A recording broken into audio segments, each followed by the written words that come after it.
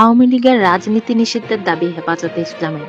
হেফাজতে ইসলাম বাংলাদেশের নেতারা জাতিসংঘের ফ্যাক্ট ফাইন্ডিং মিশনের প্রতিবেদনের পরিপ্রেক্ষিতে আওয়ামী লীগের রাজনীতি নিষিদ্ধের দাবি জানিয়েছে। শুক্রবার 14 ফেব্রুয়ারি গণমাধ্যমে পাঠানো বিবৃতিতে এ দাবি জানান হেফাজতে ইসলাম বাংলাদেশের আমির আল্লামা মুহিবুল্লাহ বাবনগরী ও মহাসচিব মাওলানা সাজেদুর রহমান। বিবৃতিতে তারা বলেন, জাতিসংঘের ফ্যাক্ট চেকিং মিশনের দীর্ঘ অনুসন্ধানী প্রতিবেদনে ফ্যাসিস্ট হাসিনা ও তার দোসরদের ভয়াবহ মানবতা বিরোধী অপরাধগুলোর তথ্য প্রমাণ সহ উঠে এসেছে। হাসিনার পরিকল্পনা ও নির্দেশে তার আজ্ঞাবাহী বাহিনীর সদস্যরা গুম, খুনে ও নির্যাতনের নৃশংসতার সমস্ত সীমা ছাড়িয়েছে। তারা আরও বলেন, পিলখানা হত্যাকাণ্ড, গুম, খুন, ৫ম মে ও ২৪-এর গণহত্যার দায়ে আওয়ামী লীগকে রাষ্ট্রীয়ভাবে নিষিদ্ধ করতে হবে। তা না হলে আওয়ামী লীগ ফ্যাসিবাদ একদণ্ডও শান্তিতে থাকতে দেবে না এই দেশের সরকার ও জনগণকে। তারা একের পর এক সাবোটেজ ঘটিয়ে ছাত্র নেতৃত্ব ও তৌহিদি জনতাকে বিতর্কিত করার অপচেষ্টা চালাচ্ছে।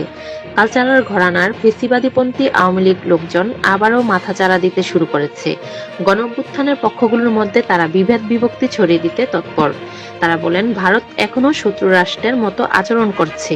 হাসিনা পরবর্তী নতুন বাংলাদেশকে এখনো তারা মেনে নিতে পারছে না, বরং তাদের আশ্রয়ের ফ্যাসিস্ট হাসিনাকে একের পর এক ষড়যন্ত্র করার সুযোগ দিয়ে যাচ্ছে।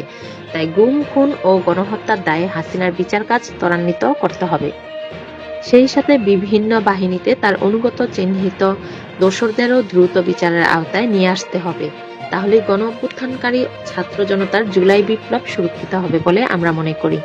তারা একের পর এক সাবোটেজ ঘটিয়ে ছাত্র নেতৃত্ব ও তৌহিদি জনতাকে বিতর্কিত করার অপচেষ্টা চালাচ্ছে।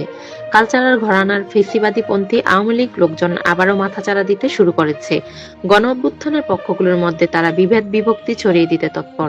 তারা বলেন, ভারত এখনো শত্রু রাষ্ট্রের মতো আচরণ করছে। হাসিনা পরবর্তী নতুন বাংলাদেশকে এখনো তারা মেনে নিতে পারছে না, বরং তাদের আশ্রয়ের ফ্যাসিস্ট হাসিনাকে একের পর এক ষড়যন্ত্র করার সুযোগ দিয়ে যাচ্ছে। তাই গুম, খুন ও গণহত্যার দায়ে হাসিনার বিচার কাজ ত্বরান্বিত করতে হবে। সেই সাথে বিভিন্ন বাহিনীতে তার অনুগত চিহ্নিত দোসরদেরও দ্রুত বিচারের আওতায় নিয়ে আসতে হবে। তাহলে গণঅভ্যুত্থানকারী ছাত্র জনতা জুলাই বিপ্লব সুরক্ষিত হবে বলে আমরা মনে করি।